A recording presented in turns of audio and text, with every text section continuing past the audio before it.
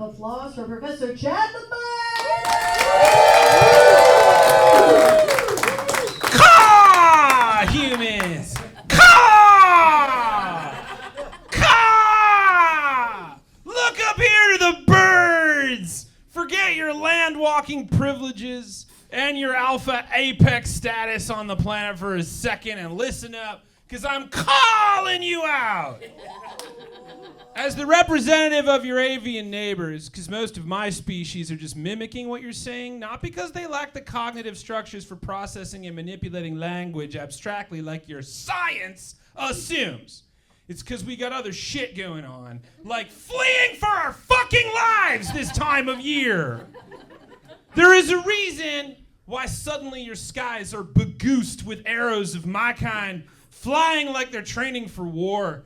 And it is because we know as soon as we see the Halloween shit come down and the Yuletide sparkles start swinging from the gutters in the wind whilst the dads desperately try to get the lines straight, that Thanksgiving is nigh. Y'all are gonna start getting the 325-degree stare, wondering how many poundages we are.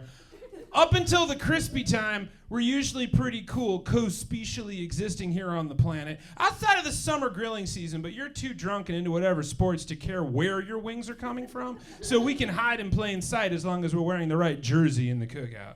But as soon as it gets on sweater weather, we get the collective instinctual DNA jiggles to cheese it, else we end up roasted, and I get it. We get it. We know we're delicious. I slept next to a radiator once. I woke up, it smelled amazing. Have you ever smelled a hot lizard? Shit smells like burnt soybeans. I mean, you'll eat it. It's a delicacy all around the planet, but you guys will eat anything if it's jerked or fried. I'd eat a coaster if you put enough hot honey on it. But when you get my kind fat and steaming, there's some old world deepness in that craving. So like I'm saying, we get it. So we flock this time of year. Me, I can't because I have rent and a job and several streaming services to maintain. So just go easy on me because the holiday anxiety is real. You know it, I know it. It's just different across the phylum we're in. Sure, when it comes to eats, we got our preferences, but really, you got to find your family. It's biological that around this time of year we instinctively flock together. It's cold. Anyone ever rode the red line at 5 p.m. knows the more you pack in, the more layers you wish you could remove. It's getting darker, and traveling in groups just ups the odds of survival. Your D&D kids know you don't split the party. That should extend into the meat space because we're all meat regardless of seasonal fit. The lion cares not where you got that waxed cotton jacket. To them, it's the cellophane wrapper on the crunch bar that is you, me, and whatever's alone and can't run fast. I'm just saying, there's no food court in the wild. It's just whatever's nearby and downed on the plains. But mostly, and because of all of the above, it's fucking lonely this time of year. If you've ever spent a New Year's Eve or a Christmas or even a Passover alone while the rest of the block is getting festive, you know the cold gets into your bones. And that's biology, but that doesn't make it any less real to have the SADS, even if you have not been diagnosed with seasonal affective disorder. Fortunately, collective groups of your humans have manufactured ways of forcing human groupings. So even if you're not currently packed up, you can have the experience of being in a communal room with all the trimmings and smells of the familial, called the casual chain restaurant. Virginia Woolf once said, "One cannot think well, love well, sleep well if one has not dined well." Orson Welles expounded, "Ask not what your country can do for you, ask what's for lunch." J.R.R. Tolkien once pondered aloud over his lengthy pipe whilst reclining neath a Pinus Nigra, "If more of us valued food and cheer and song above hoarded gold, it would be a merrier world." Why, I believe it was the great philosopher Dominique de Louise that once said, "When I was 14, I decided I could cook. It was either that or puberty." Food! Glorious food. Nothing brings the flock together better and faster than when Nona's got the stovetop at a mild flame with the red sauce humming like a mysterious potion. Nowhere is it better. to fake a family gathering, then scooching your standard wholesale two-top next to a group of 4 or more when the home cooking goes stale, saying things like, "Oh, fancy seeing you here, Carol." Or, "Well, they'll let anyone in here these days, Tom." The culinary cuffing of the communal casual chain restaurant has long been a tradition since the Horn and Hardart in 1888, which, taken its cue from the German company Kiesizana, which created the first automat for the Berlin Zoological Garden, because they figured, well, if you can get candy in a vending machine, why not soup? So,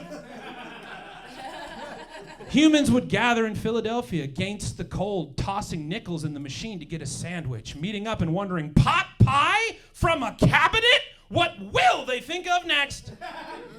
Casual communal cuisine became common, reaching a modern peak January 18th, 1968, when Bill Darden and Charlie Woodsby opened the Red Lobster Inn in Lakeland, Florida.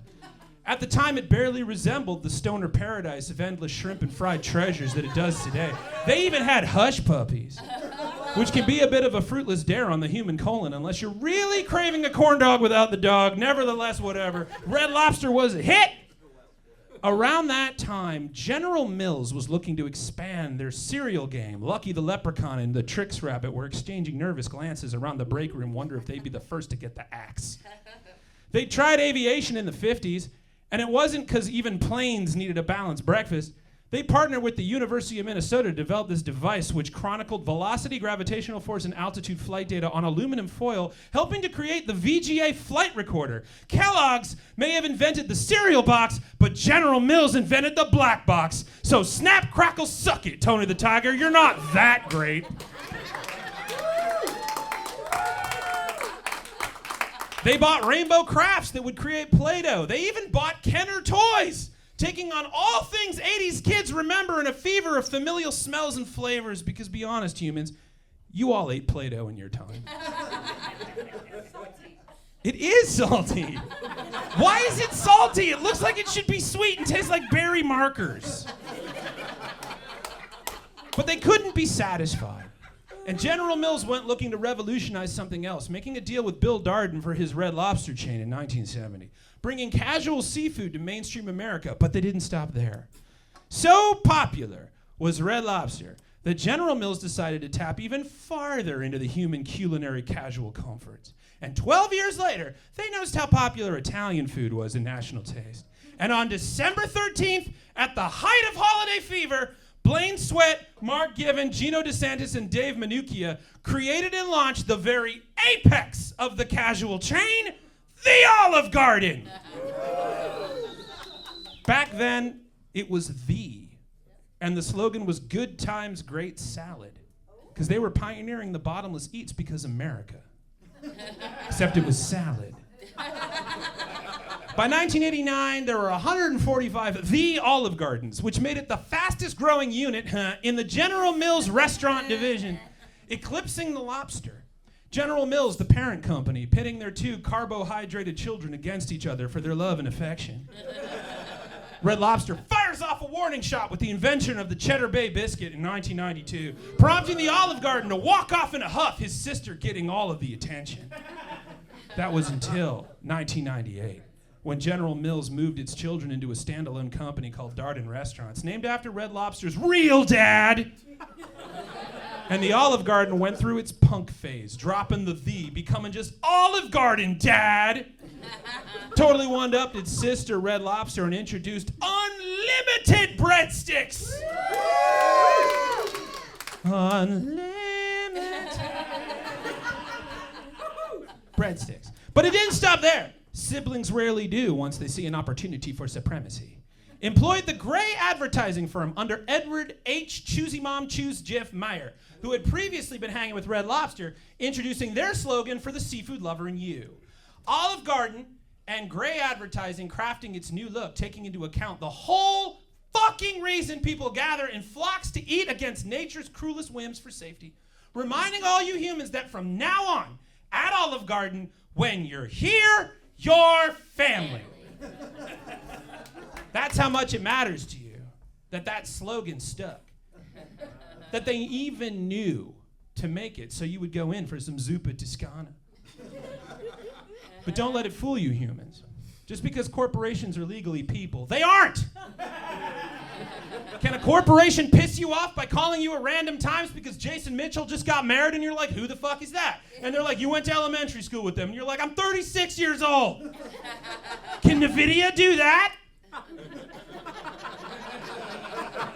Microsoft isn't going to ask you what once, not twice, but like 6 times if you got your real ID yet, because notice how crowded airports are these days, 2 days before you're flying home for Thanksgiving. You think Amazon is going to give a digital shit that you need them to go through the boxes in the attic because you're clearing out space? Walmart's not coming to the funeral. Comcast does not know how you like your pancakes. Wells Fargo will not pick you up from the train. Corporations are not family.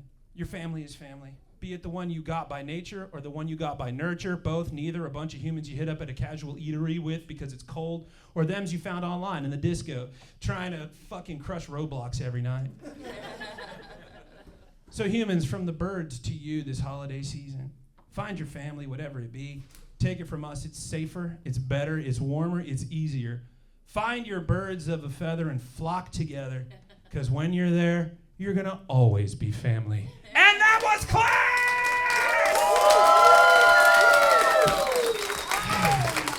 Right in the fields! The holidays!